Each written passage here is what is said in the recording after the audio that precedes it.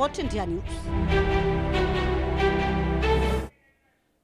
और हमारी lead story के बाद वक्त हो चला एक और ब्रेकिंग का। बड़ी खबर आ रही है। जी एस जयशंकर विदेश मंत्री ने इजराइल के विदेश मंत्री से बातचीत की है। विदेश मंत्री गिदोन सार से फोन पर बातचीत हुई है।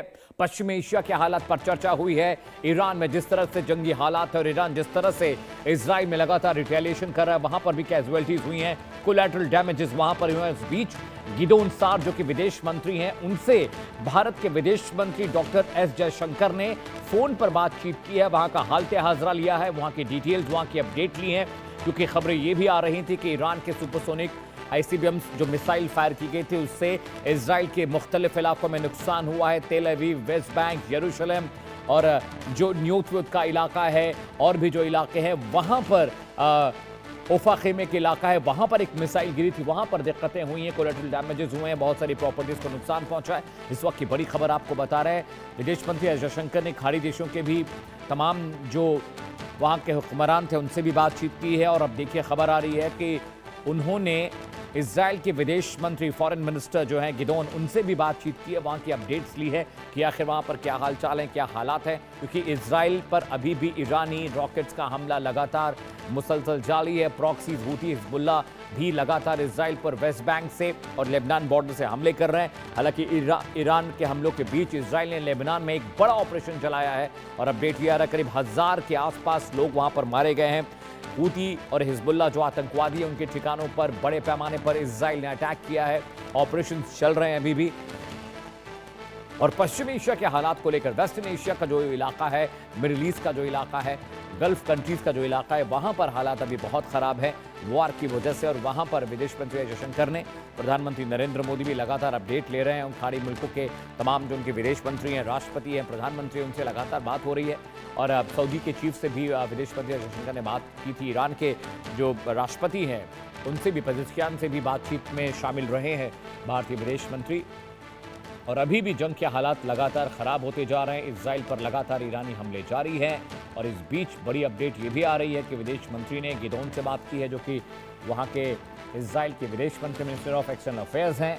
और साथ ही साथ खबर ये भी है कि नेतन्याहू की सेहत को लेकर भी बातचीत हुई है कि नेतन्याहू ठीक है या नहीं है।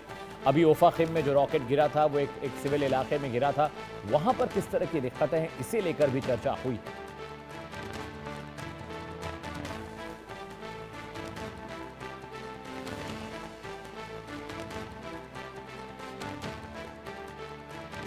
और इस बीच बड़ी खबर यह भी आ रही है कि अमेरिका ने भी धमकी दी है कि हमारा ऑपरेशन और सख्त होने जा रहा है। हम जिस दिशा और दशा में हैं वो बिल्कुल हमारे प्लानिंग के अनुरूप था। और विदेश मंत्री एस जयशंकर ने बातचीत की है गिदोन से, जो कि इजराइल के विदेश मंत्री हैं।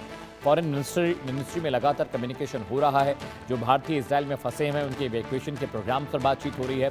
खाड़ी देशों में Iran, Iraq, Qatar, Tehran, Azerbaijan, Jordan, UAE, Saudi Arab और रफ़ा और साथ ही साथ अबू धाबी में जो इंडियंस थे वहाँ पर उन सभी को सकुशल भारत लाने के लिए भी सरकार लगातार काम कर रही है। इंडिया की फ़्लाइट्स वहाँ से इवैक्यूएट कर रही हैं इंडियंस को जो वहाँ पर फंसे हुए हैं जंग के बीच में।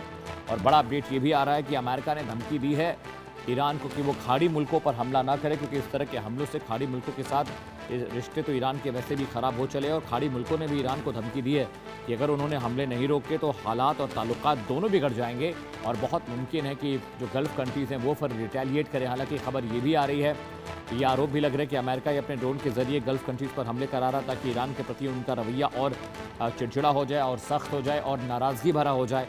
और बड़ी खबर आपको बता रहे हैं, विदेश मंत्री एस जयशंकर ने गिदोन से बात की है। Gideon ministry of external affairs यानी विदेश मंत्री हैं, वहाँ के फॉरेन मिनिस्टर हैं और वहाँ का हालचाल लिया है। वहाँ पर किस तरह के नुकसान हुए हैं जंग की वजह, उसकी अपडेट एस जयशंकर ने ली। इससे पहले डॉक्टर एस जयशंकर ने खाड़ी देशों के भी विदेश मंत्रियों से बातचीत की थी, उनसे भी अपडेट ली थी, क्योंकि वहाँ पर लगातार हमलों का दौर जारी है। सऊदी की एक रिफाइनरी पर भी हमला हुआ जहाँ पर थोड़ी कैजुअलिटीज़ की खबरें हैं। और अभी स्ट्रेट ऑफ हॉर्मुज़ के हालात ये हैं कि वहाँ से गिने चुने जो शिप्स हैं, जो वेसल्स हैं, उन्हीं को परमिशन दे रहा है ईरान जाने के लिए। हालांकि भारत के लिए अच्छी खबर ये थी कि भारत का LPG, LNG और क्रूड लेकर जो शिप्स आ रहे थे, वेसल्स आ रहे थे, उनको ईरान ने सेफ पैसेज दिया है, उनको ग्रीन सिग्नल दिया है और वो भारत पहुँच भी गए हैं।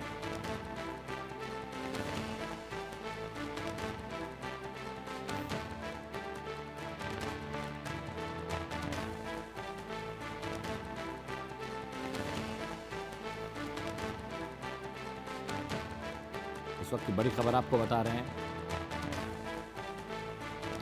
इस वक्त की बड़ी खबर है, एस जयशंकर ने इजराइल के विदेश मंत्री से बातचीत की। गिदोन ने फ़ोन पर बातचीत हुई और वहाँ से इवैक्यूएशन प्लान पर भी चर्चा हुई है, कैजुअलिटीज़ पर भी चर्चा हुई है, बड़े शहरों में जो हमले हुए हैं इजराइल के वहाँ पर चर्चा हुई है। और खबर ये भी यरूशलेम के एक मस्जिद पर, एक चर्च पर भी रॉकेट गिरा है, वहाँ भी थोड़ी कैजुअलिटीज़ और कोलैटरल डैमेज की खबर आ रही है।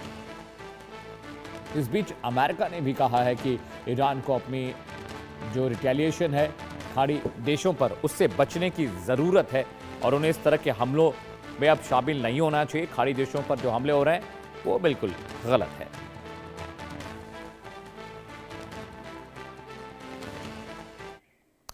और खबरों में